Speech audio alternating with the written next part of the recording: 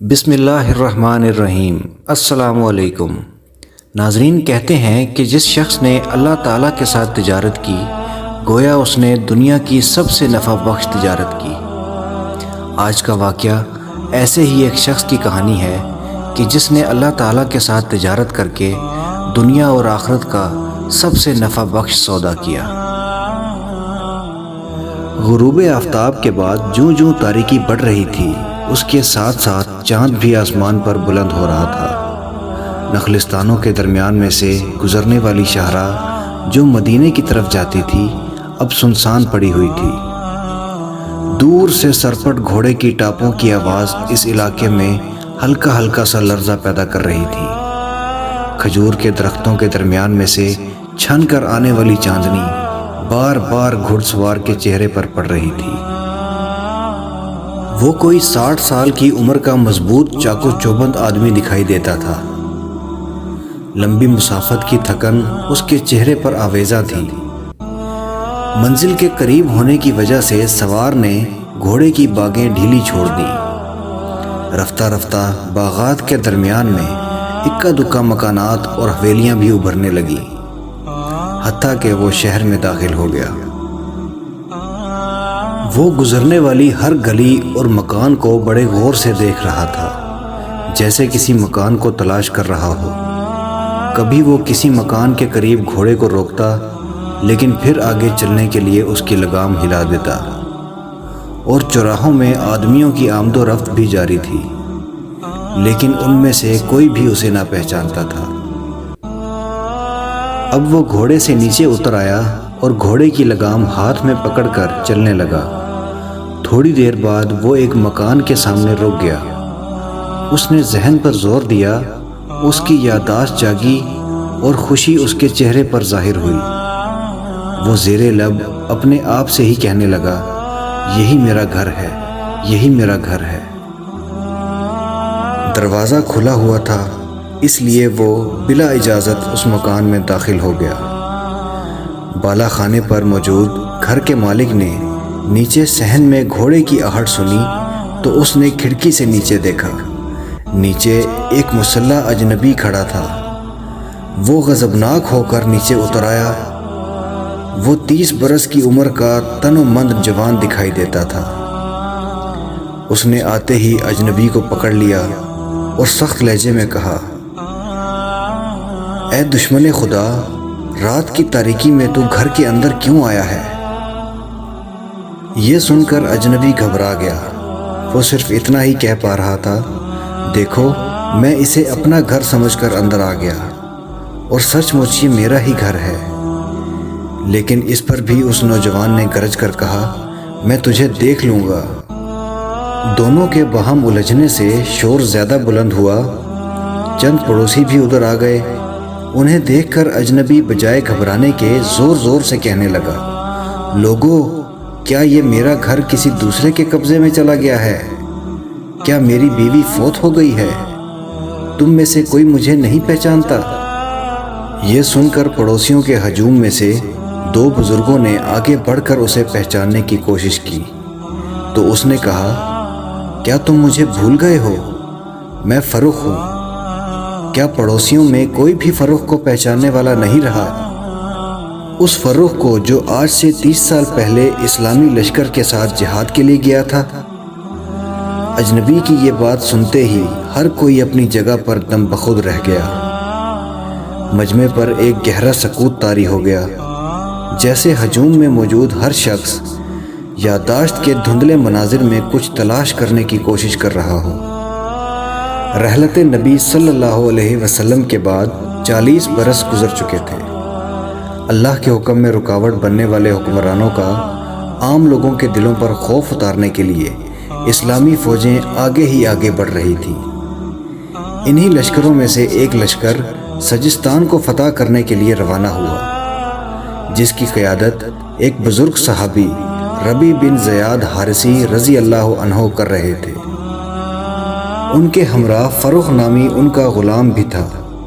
سجستان پر فتح کا پرچم لہرانے کے بعد ماورائے النہر کے علاقے پر ان کی نگاہیں تھیں، لیکن دریائے سجون کی خونخوار موجیں ان کی راہ میں حائل تھیں۔ تب انہوں نے اثر نو فوج ترتیب دی اور پھر اللہ کا نام لے کر موجوں کے سینے چیرتے ہوئے دریا عبور کر کے دشمن کے روبرو ہو گئے۔ تعارف ہوتے ہی دونوں باپ بیٹا گلے مل گئے۔ ربیہ نے ہاتھ اور پیشانی چومی اور باپ کی محبت بیٹے پر نچھاور ہونے لگی۔ فرخ 30 سال کے بعد آج اپنے گھر آیا تھا۔ وہ اپنی مجاہدانہ سرگزشت سنانے کے ساتھ ساتھ اپنی بیوی کے حالات بھی پوچھتا رہا اور پھر مستقبل کے بارے میں سوچنے لگا۔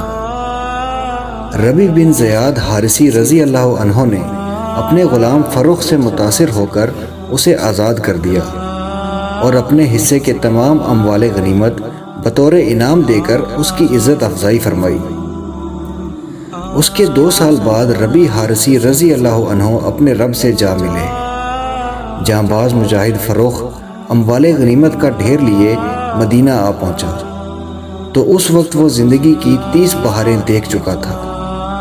اس نے سوچا کہ اب ایک گھر بنا لینا چاہیے، چنانچہ ایک گھر خرید کر اس نے ایک خاتون سے شادی کر لی، مگر مجاہدانہ زندگی فرخ کی عادت بن چکی تھی۔ گھر میں بیکار پڑا رہنا اسے راس نہ آیا۔ اس دوران میں خراسان کے محاذ پر اسلامی لشکر کو کمک کی ضرورت پڑی تو حکومت وقت نے جہاد میں شامل ہونے کی اپیل کی۔ فرخ نے جھٹ سے فیصلہ کر لیا کہ وہ بھی جہاد کے لیے ضرور جائے گا۔ ان دنوں مجاہدوں کی اہل و عیال کی ذمہ داری حکومت پر ہوتی تھی اور پورا لشکر صرف اور صرف حکومت اسلامیہ ہی کی سرکردگی میں تیار ہوتا تھا۔ بیوی بچوں اور گھر بار کو چھوڑنا بڑے دل گردے کا کام تھا، پھر بھی فرخ نے یہ فیصلہ کر لیا تھا۔ انہوں نے اپنی نئی ڈویلی دلہن کو تسلی دی اور اسے ایک تھیلی دیتے ہوئے کہا، دیکھو اس میں 30,000 دینار ہیں، یہ حکومت نے مجھے خرچ کے لیے دیے ہیں، ان کو کسی نفع بخش تجارت میں لگا دینا، ان سے ہی اپنے اخراجات بھی پورے کرنا اور ہونے والے بچے کی پرورش اور تربیت کا انتظام بھی کرنا، یہاں تک کہ میں جہاد سے واپس آ جاؤں۔ یا اللہ میری تمنائے شہادت پوری کر دے۔ جہاد پر روانگی کے 6 ماہ بعد فرخ کے گھر ایک بچہ پیدا ہوا۔ بچہ اتنا خوبصورت تھا کہ اس کو دیکھ کر ماں شوہر کی جدائی کا سارا غم بھول گئی۔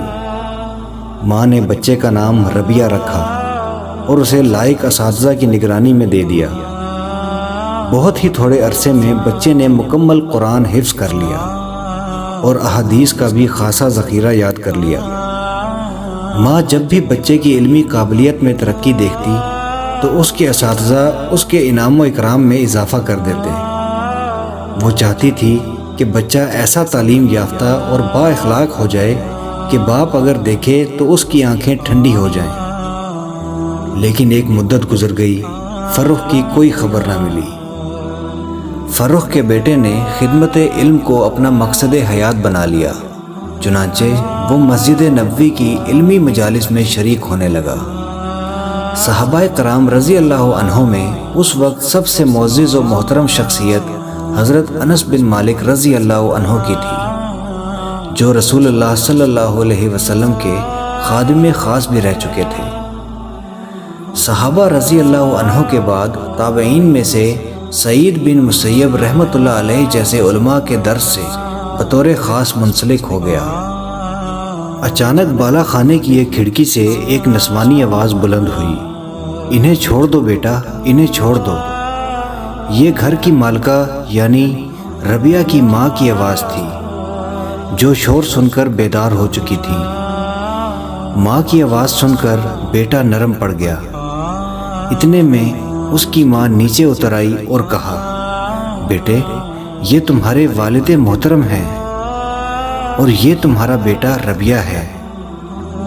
ربیہ کی ماں، دیکھو میرے پاس اس وقت 40,000 دینار ہیں، جو 30,000 دینار میں تمہیں دے کر گیا تھا اس میں سے جو کچھ بچت ہے اسے ان میں شامل کر لو، تو اس سے ہم کچھ قابل کاشت رقبہ اور باغ خرید لیں گے تاکہ گزر بسر کا سہارا بن جائے۔ بیوی نے شوہر کی بات ٹال دی۔ اس خوشی کے موقع پر اسے یہی فکر کھائی جا رہی تھی کہ شوہر نے جو 30,000 دینار اس کے حوالے کیے تھے وہ سب تو بچے کی تعلیم و تربیت پر خرچ ہو گئے ہیں۔ اب اگر شوہر کو یہ بات بتائی گئی تو کیا وہ یقین کر لے گا کہ اس کا بیٹا بہت زیادہ فراخ دل ہے اور وہ ایک درہم بھی اپنے پاس بچا کر نہیں رکھتا؟ مدینے کے لوگ جانتے ہیں کہ وہ اپنے دوست احباب اور مستحق لوگوں پر کتنا زیادہ خرچ کرتا ہے۔ ربیہ کی ماں انہی خیالوں میں پیچ و تاب کھا رہی تھی کہ اس کے شوہر نے دوبارہ کہا، جو دینار بچے ہوئے ہیں وہ لاؤ، پھر دیکھیں گے کہ کل ملا کر کتنی رقم بنتی ہے۔ بیوی نے اسے ٹالتے ہوئے کہا، آپ فکر مند نہ ہوں، میں نے وہ تمام دینار وہیں رکھے ہوئے ہیں جہاں پر انہیں رکھنا چاہیے تھا، جلد ہی انشاءاللہ وہ آپ کے سامنے آ جائیں گے۔ آپ تھکے ہوئے ہیں، اب آرام کر لیں۔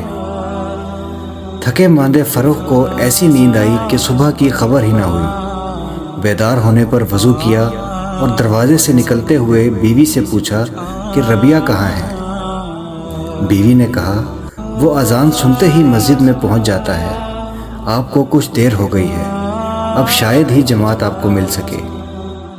فروخ جب مسجد میں پہنچے تو جماعت ہو چکی تھی۔ انہوں نے تنہا نماز ادا کی اور فارغ ہو کر جب مسجد سے باہر کی طرف آنے لگے تو دیکھا کہ پوری مسجد کھچا کھچ بھری ہوئی ہے۔ طالبان علم کا ایسا باوقار اجتماع انہوں نے پہلے کبھی نہیں دیکھا تھا۔ دور بیٹھے ایک شخص کے گرد لوگ حلقہ بنا کر باادب بیٹھے تھے۔ مجمع اتنا بڑا تھا کہ مسجد میں کوئی خالی جگہ نہیں تھی۔ فروخ نے مجمع پر نظر ڈالی تو دیکھا کہ حلقہ درس میں عمر رسیدہ علماء بھی شامل ہیں اور نوجوان طلباء بھی۔ سب کی نگاہیں شیخ پر ٹھہری ہوئی ہیں۔ جو لفظ بھی ان کی زبان سے نکلتا موتی کی طرح چھین لیا جاتا اور لکھ کر محفوظ کر لیا جاتا۔ شیخ جو کچھ ارشاد فرماتے، مجمع میں تھوڑے تھوڑے فاصلے پر کھڑے لوگ ان کی بات کے لفظ لفظ کو بلند آواز کے ساتھ دہراتے تاکہ ہر شخص ان کی بات کو پوری طرح صحیح لکھ سکے۔ فروخ مجمع کے کنارے پر تھا۔ اس نے بڑی کوشش کی کہ شیخ کو پہچان لے، لیکن فاصلے کی وجہ سے وہ انہیں پہچان نہ سکا۔ وہ ان کی لیاقت اور قابلیت سے حد درجے متاثر ہوا۔ تھوڑی دیر کے بعد درس ختم ہو گیا۔ شیخ کھڑے ہوئے تو سارے لوگ ان کے پیچھے مسجد کے دروازے تک آئے۔ شیخ کا اتنا ادب و احترام دیکھا تو فروخ سے رہا نہ گیا۔ اس نے ایک آدمی سے پوچھا، مجھے بتائیے یہ شیخ کون ہیں؟ یہ سن کر اس آدمی نے فروخ کو اوپر سے نیچے تک دیکھا اور حیرانی سے کہا، آپ ان کو نہیں جانتے؟ بڑی حیرت کی بات ہے، کیا آپ مدینہ کے باشندے نہیں ہیں؟ فروخ نے کہا، بھائی میں مدینہ کا ہی باشندہ ہوں۔ اس آدمی نے کہا، بھلا مدینہ میں بھی کوئی ایسا آدمی ہو سکتا ہے جو شیخ کو نہ جانتا ہو؟ فروخ نے کہا، معاف کیجیے گا، میں واقعی نہیں جانتا۔ آپ بیٹھیے، میں آپ کو بتاتا ہوں۔ اس آدمی نے فروخ کو بیٹھنے کا اشارہ کرتے ہوئے کہا، دیکھیے یہ شیخ تابعی ہیں، عالم اسلام کی شان و شوکت کے امین، فقہائے مدینہ کی آبرو، مدینہ کے محدث اور امام ہیں، گو عمر میں ابھی نوجوان ہیں۔ فروخ نے بے ساختہ کہا، ماشاءاللہ۔ تو وہ آدمی دوبارہ گویا ہوا۔ ان کی مجلس میں مالک بن انس رحمۃ اللہ علیہ، ابو حنیفہ النعمان رحمۃ اللہ علیہ، یحییٰ بن سعید انصاری رحمۃ اللہ علیہ، سفیان ثوری رحمۃ اللہ علیہ، عبد الرحمن اوزائی رحمۃ اللہ علیہ اور لیث بن سعد رحمۃ اللہ علیہ جیسے علماء اور فقہا بھی شامل ہوتے ہیں۔ اہل مدینہ میں ان سے بڑھ کر کوئی سخی، خوش اخلاق اور باکردار نہیں۔ فروخ نے بڑی بےتابی سے پوچھا، لیکن آپ نے ان کا نام نہیں بتایا۔ ان کا نام ربیہ الرائے ہے۔ ربیہ الرائے؟ فروخ نے بے ساختہ حیرت سے دوبارہ پوچھا۔ ہاں، ربیہ ہی ان کا نام ہے، لیکن مدینہ کے عالم ان کو ربیہ الرائے ہی کہتے ہیں، کیونکہ علماء کسی دینی مسئلے کو سلجھا نہ پا رہے ہوں تو انہی کے پاس جاتے ہیں اور مطمئن ہو کر واپس آتے ہیں۔ آپ نے ان کے والد کا نام نہیں بتایا؟ فروخ نے بےتابی سے پوچھا۔ یہ ربیہ بن فروخ ہیں، شیخ جب پیدا ہوئے تو ان کے والد جہاد میں گئے ہوئے تھے۔ ان کی ماں نے ہی ان کی تعلیم و تربیت کا فرض انجام دیا۔ اہل مدینہ ایسی ماں پر فخر کرتے ہیں۔ میں نے نماز سے کچھ پہلے سنا تھا کہ ان کے والد فروخ 30 برسوں کے بعد واپس آ گئے ہیں۔ یہ سب کچھ سن کر فروخ کی آنکھیں ڈبڈبا آئیں اور وہ مزید کچھ پوچھے بغیر گھر کی طرف چل دیے۔ بیوی نے شوہر کو نامعلوم پلکوں کے ساتھ گھر میں داخل ہوتے دیکھا تو فوراً پوچھا، کیا ہوا ہے آپ کو میرے سرتاج؟ خیریت تو ہے؟ واللہ میں نے آج جو اپنے بیٹے کا مرتبہ و مقام دیکھا ہے وہ آج تک کسی کا نہیں دیکھا۔ بیوی نے یہ سن کر موقع غنیمت جان کر فوراً کہا، آپ بتائیے کہ دونوں میں سے آپ کو کون عزیز ہے، بیٹے کا مقام و مرتبہ یا 30,000 دینار؟ یہ سن کر فروخ نے کہا، خدا کی قسم اس علم و کردار کے آگے تو ساری دنیا ہی نیچے ہے۔ یہ 30,000 دینار میں نے اسی علم و کردار کی بلندی تک بیٹے کو پہنچانے کے لیے خرچ کر دیے ہیں۔ بتائیے اللہ کے ساتھ کی ہوئی اس تجارت پر خوش ہیں یا نہیں؟ بیوی کی یہ بات سن کر فروخ نے جذبات سے لبریز آواز میں کہا، اللہ تمہیں جزائے خیر سے نوازے، تم نے مجھے وہ خوشی دی ہے جس پر ہر خوشی قربان۔ ایسی تجارت میں سرمایہ کھپایا ہے کہ جس سے نفع بخش تجارت اور کوئی نہیں ہے۔ آئیے آج یہ عہد کرتے ہیں کہ ہم بھی دینی تعلیمات کو فروغ دے کر اللہ کے ساتھ ایسی تجارت کریں گے کہ جس کا نفع ہمیں اس دنیا اور آخرت دونوں میں نصیب ہوگا۔ آپ سے ملاقات ہوگی اگلی ویڈیو میں، تب تک کے لیے اپنا بہت سارا خیال رکھیے گا۔ اللہ نگہبان۔ یا اللہ